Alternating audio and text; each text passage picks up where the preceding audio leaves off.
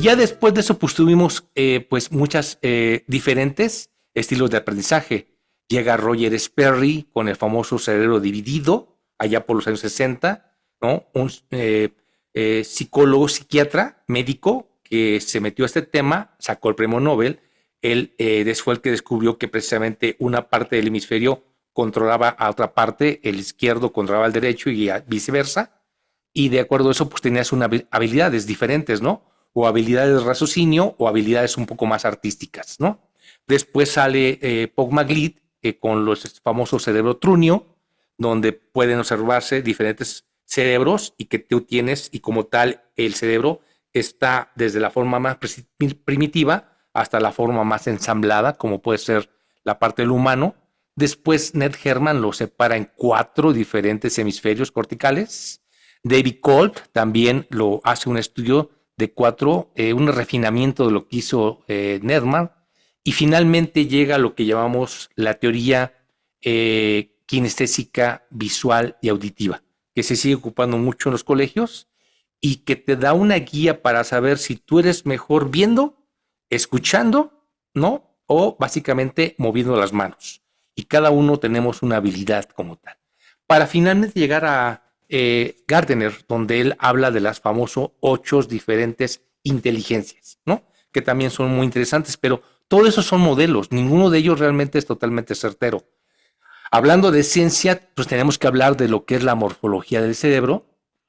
Santiago Ramón y Cajal, por allá de 1906, logra descubrir la parte de lo que es la célula individual del cerebro, descubre precisamente lo que son las neuronas y empieza a entenderse precisamente la complejidad del cerebro, cómo se transmitía esa información, cómo funcionaba el cerebro. Llegamos a la teoría de Hef, que es muy famoso entre todos los matemáticos y gentes que estudian toda esta parte de lo que llamamos la neurociencia.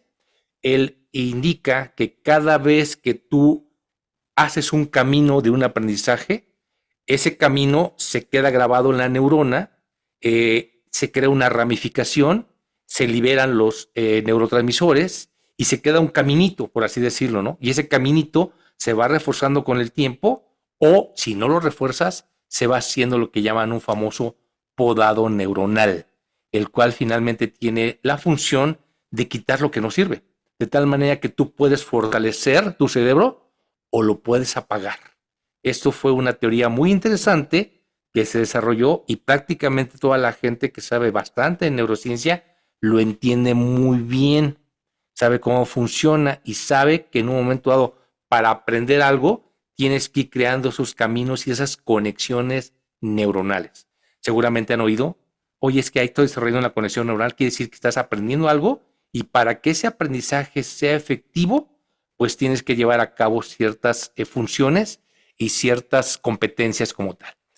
El cerebro humano evidentemente ha tenido ya hoy en día un avance en su conocimiento. Ya sabemos, por ejemplo, que existen más de 86,000,000,000 de neuronas. 8.6 por 10 a la 10 es una cantidad bestial de neuronas en cada uno de los cerebros que solamente pesa 1 kilo. Cada neurona puede tener hasta 10,000 conexiones sinápticas, una gran red. Cada una está conectada con otras y podemos tener hasta 1,000,000,000,000 de conexiones, ¿no? Lo cual es una cantidad exorbitante de conexiones, de complejidad. Y simplemente de los 20,000 genes que más o menos sabemos que tenemos, cerca del 40% están dedicados y fueron dedicados a la creación del cerebro y al fortalecimiento del cerebro. 40% únicamente para el cerebro. Y nosotros básicamente consumimos cerca del 25% de toda la energía. Es decir, tú comes algo y ese 25% se va a ir al funcionamiento del cerebro. Y cuando está muy concentrado puede llegar hasta el 50%. De ahí te das cuenta del por qué muchas veces cuando tú estás pensando necesitas, obviamente, alimento y hidratación. Es muy importante, ¿no? Y obviamente tenemos más de 180 regiones cerebrales. En una cabeza de un alfiler caben hasta 25,000 neuronas. Y si pusiera los axones, que son las que se comunican, y los pusieras en fila, pues imagínate, tendrías más de 3 kilómetros de longitud, ¿no? En un solo alfiler cabría todo eso, ¿no?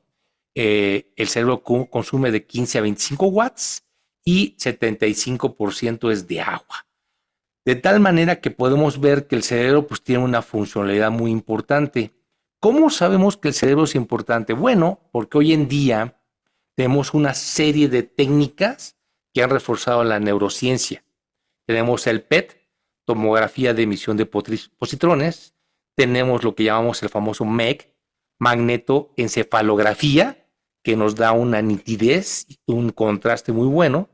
Tenemos también la famosa fMRI, resonancia magnética funcional.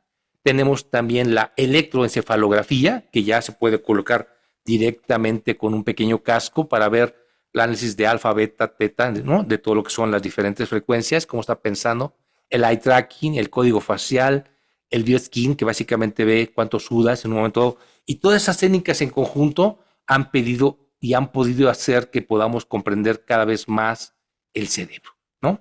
De tal manera que hoy en día ya podemos hacer una diferencia de lo que es el cerebro y la mente. No es lo mismo. La mente es el conjunto de capacidades intelectuales y facultades psíquicas de la persona. Eso es básicamente lo que es, ¿no? En términos prácticos, esto es la mente y el cerebro. El cerebro sea el soporte fisiológico de la mente. Es decir, el cerebro es la parte fisiológica y la mente es ese conjunto de facultades psíquicas que tiene una persona. De tal manera que eso nos lleva a tener una conciencia, que es conocer nuestra propia existencia, sus estados y sus actos. Esas tres partes, aunque existe una definición, al 100% el ser humano todavía no termina de entenderlo. Hay muchos misterios todavía y cada persona y cada expositor y cada experto pues tira para su lado, ¿no? De tal manera que pues hay muchas cosas, como por ejemplo Antonio Damasio. Antonio Damasio escribió un libro muy interesante que se llama El error de Descartes, en el cual dice que Descartes decía, pues pienso y luego existo. Y aquí él dice algo diferente. Él dice que primero nos emocionamos, sentimos y después pensamos, lo cual yo estoy totalmente de acuerdo. Hace un libro para explicarlo. Y él también dice, así como los actores dan cuerpo a un personaje, los instructores tenemos que dar un cuerpo al conocimiento. ¿Ok? Muy interesante, ¿no? Esta parte como tal. Y pues obviamente ha habido mucha gente que ha escrito sobre el tema. Esta otra persona muy famosa que es Stanislas Dehaene.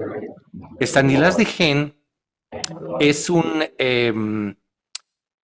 una persona que estuvo trabajando en el Ministerio de Francia. Él estuvo encargado de la cultura y de la educación en Francia.